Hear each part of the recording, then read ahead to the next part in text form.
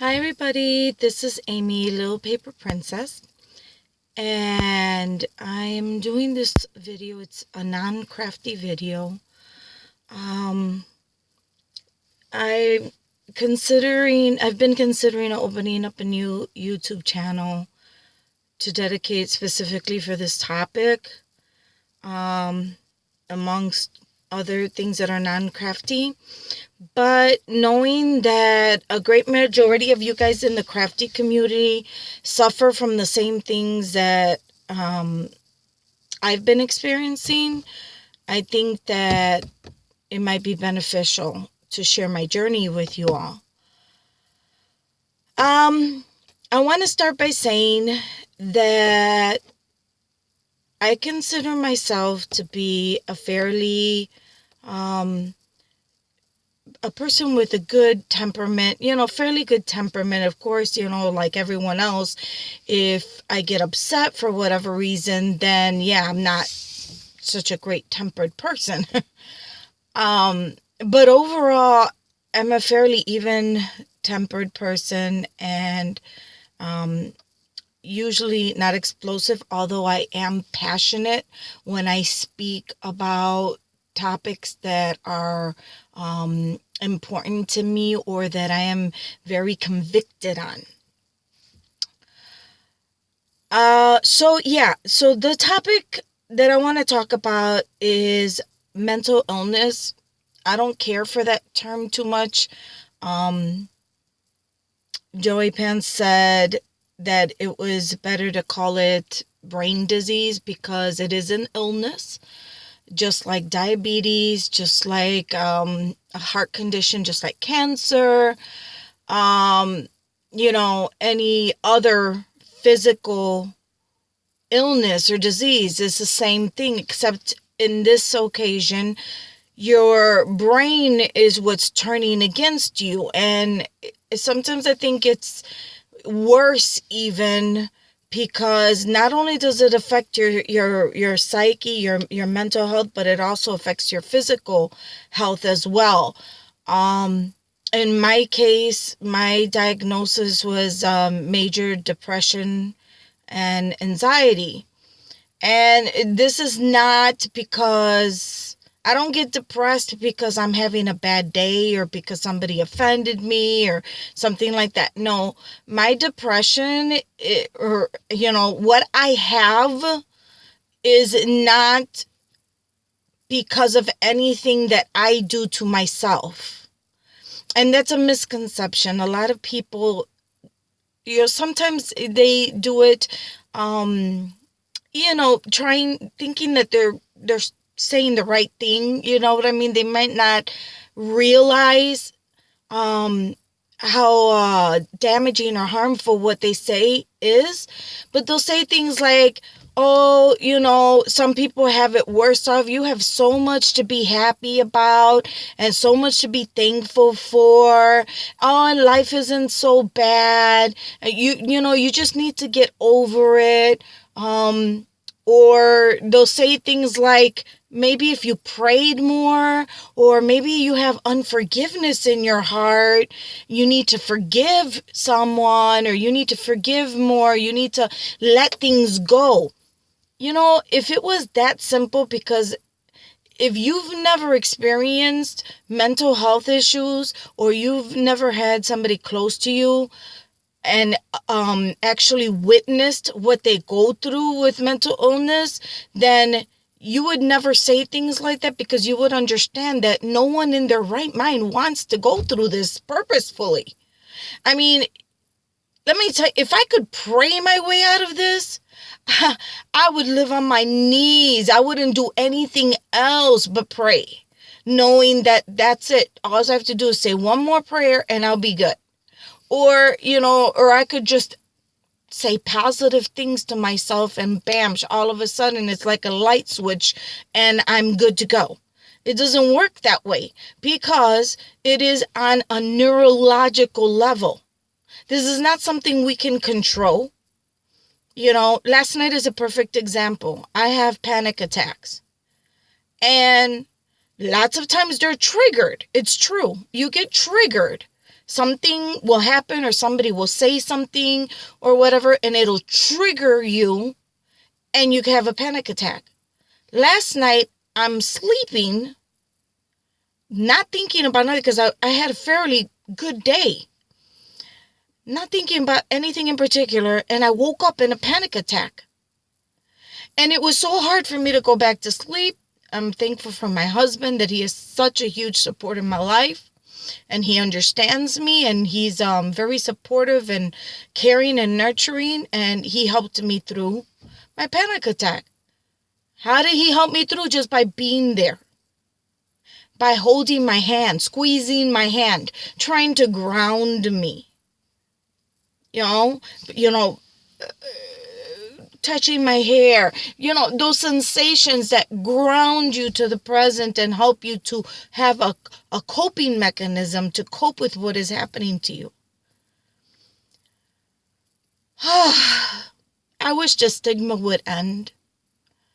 It's very hurtful when people do not understand you and they think that, oh, you're just doing it for attention.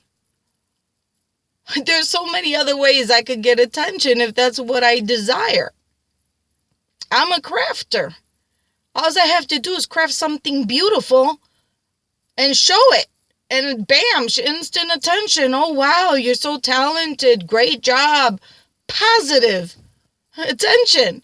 Why in God's good earth would I need to invent a disease for attention? That just don't make no sense. And it hurts. It hurts for people, especially when they're people that you wish would be there to support you, would understand you. And, in my case, I went through a trauma. And scientists I suffer from PTSD, which I did not know. This was new to me. I have PTSD. When the doctors and the therapist started talking to me about this, I'm like, what the heck? I haven't been in no war zone. Because PTSD is usually associated with war and combat and things like that with the veterans.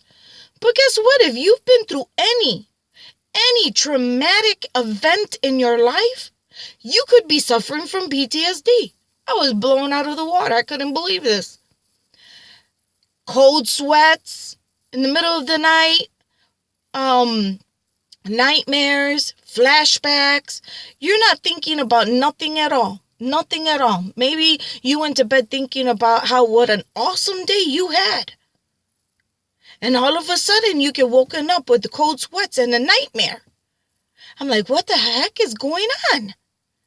Guess what? I've been suffering from PTSD. And I didn't even know it. Why there are certain things that trigger me, and I couldn't understand why is this so distressing to me?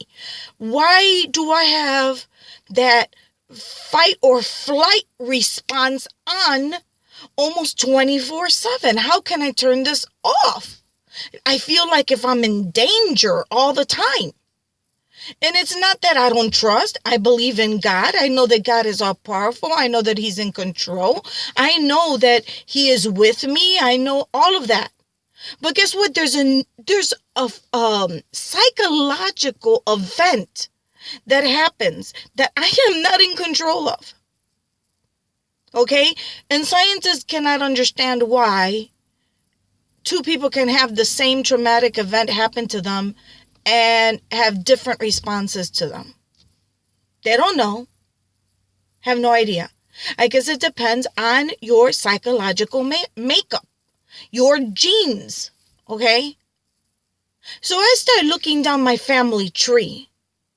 And let me tell you, just because you're in denial, you say, oh no, I don't receive that, I don't have that, doesn't make it true. Does not make it true. This stigma associated with mental health that you must be crazy or you're possessed somehow, or that's the devil ruling you, you know what? That needs to end, because there are people dying every day. And I'm going to tell you something from my perspective of depression. I have had suicidal ideologies, okay? Not because I want to die. That's not what it is. I love life. I have children. I have grandchildren. I have an awesome husband. I have no reason to want to die. But what I have wanted when I am at a very severe break, okay? Because we have mental breakdowns because you try to be strong. You try to put up this front that you're strong for those around you, for your family, because you're afraid of being judged. You're afraid that if you let down your guard and you show what your weakness is, that you're going to be judged, and then it's going to make things worse for you. Well, guess what? I relapsed after 8 years. After 8 years, I had a relapse and I had a breakdown. And I ended up in the hospital because I took one too many pills. I didn't want to die, and I made that very clear at the hospital. They asked me over and over again, why did you take the pills? I'm like, I just want this to stop. I just want the pain to stop. I just want to not think, to not feel. And that's horrible. It's horrible, especially when you feel like you don't know how to explain to people why you isolate. Why it's so hard for me to be around people. Why is it so hard for me to reach out to people? Well, going to therapy, because yes, I'm in outpatient therapy. Gratefully, I didn't need to be hospitalized, even though I was taken to the ER because I did take one too many pills. I just wanted to sleep. I had been for over 2 weeks not being able to sleep. I had way too many losses in my life in such a short period of time. I felt like I lost all of my support system. I lost my little sister to cancer, and my circle of support all of a sudden got so small that I felt like I was suffocating. Okay, I literally felt like I was being choked to death. I felt physical pain. My head was hurting. I felt like throwing up. I was dizzy all the time. My stomach was hurting. My back was hurting. I had so much tension in my body that my muscles locked. They locked. I could barely get up in the morning. This is not just mental. This is physical. This is a physical problem as well. And I think that it is so unfair for people who have no idea what they are talking about. They don't know what it's like to walk 1 hour in my shoes. How difficult it is to get up in the morning, to brush your hair, to get dressed, to get out of the, to even eat. You're just so tired. You are mentally and physically exhausted. And you can only go through that so much before it takes a toll on you. And I had a break. I had a mental break. And this time it was pretty severe. I was unresponsive when the paramedics came. My daughter, because to be honest with you, there was a part of me that just wanted to sleep forever. And I did. I said goodbye in not in so many words, but I let the people who were closest to me know. I sent them messages telling them how much I loved them, to never forget that. Because to be honest with you, I didn't know if I was going to make it through this one. I just didn't know. And I fell asleep crying, begging God to have mercy and to help me, because I don't have the strength to do it on my own. Well, Needless to say, that the paramedics came, and I don't know how long they were there because I was unresponsive. And from what my daughter tells me, I thought that my daughter was my little sister. So when my daughter arrived, she said that I was calling her Myra. And that was difficult for me to go through. You feel so alone.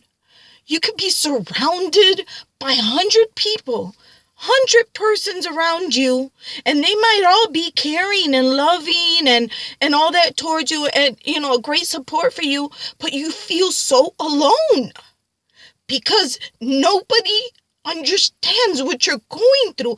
Everyone expects you to be strong and to be happy and to act a certain way and talk a certain way and don't do this and don't do that and you have to say this and you have to say that and you're not good enough. You're never good enough for anyone.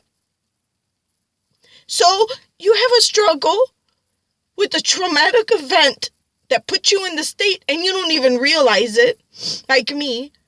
You have losses, huge losses in your family.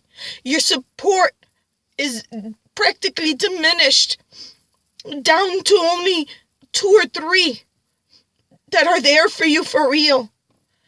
You have the physical illness on top of physical illness. I suffer from hyperthyroidism and hypertension. And I have low levels of vitamin D. My doctor says that he had never seen a case like mine in all his years of practice where their vitamin D was so low. And that plays a role in your mood as well. So I have this disorder that people look at as I'm creating this. I'm the problem. I'm not doing enough. I'm catering to it. Who in their right mind would want to cater to this horrific disease? Sometimes I think it would be better to have a heart condition or be a diabetic or have epilepsy even or something like that, because at least you can treat it with medication and you're good to go. You can go on life like nothing. What I have takes a lifetime to be able to live a happy, productive life. There are skills that have to be learned to help you cope. There's medication, trial, and error. There's not one set medication that can work for me. I'm very sensitive. They have yet to find a medication that works well for me. In all these years that I've been suffering, hey, you know what? I pat myself on the back. I have been doing awesome without the medication, considering all the crap that I did not ask to be put through, but yet I have been. And for people to expect for me to act like if I'm perfectly okay is ridiculous. It's ridiculous. There's only one person on this planet that understood where I was coming from outside of my small circle. And that was my little sister, Myra. And God, I wish she was here that I can talk to her. She's the only one that understood my plight. I'm doing this video and there's going to be a part 2 because I'm going on 19 minutes already. But I'll be back, guys. I'm on my way to therapy now. I had a horrible night, really rough night. Hardly no sleep today. I'm really feeling like crap. But I am on my way to the place that cares and that is helping me to get better every day.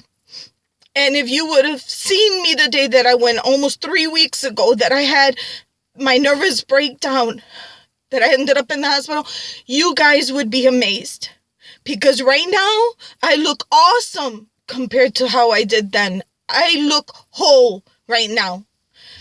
Back then, I wasn't even a shell of who I really am. So, I'll leave you guys with this. Please end the stigma. End it. The stigma. Speak out. I am going to speak out about my story. I don't care who gets offended, and I don't care who likes it or not. This is my story to tell. This is my story. This is my life, and nobody has the right to tell me how I should feel or I shouldn't feel. Nobody has the right to tell me what I should do and I shouldn't do when it pertains to my life, my health, my well-being. So, those of you, my warriors that pray for me that day, you know what? God bless you, because those prayers do work. I know that God is helping me. But, and those that are suffering, keep your head up. Keep on talking. Spread the word. We have to end the stigma. The more you stay quiet, the more shameful this is, and the less help we get. The more you speak out, the more awareness. Just like with autism, the more we inform people, get those statistics out, get the research facts out to people so that they can get out of the ignorance that this is something that needs to be demonized, or this is something that is just in our heads. Let's end the stigma, guys. Get the word out. Have a good morning, good afternoon, good night, depending on where you are and when you watch this video. This is Little Paper Princess Amy saying, God bless you all. Have a great day. And you know what? I'm on my way to have a great day, guys. So peace. See you soon. Bye.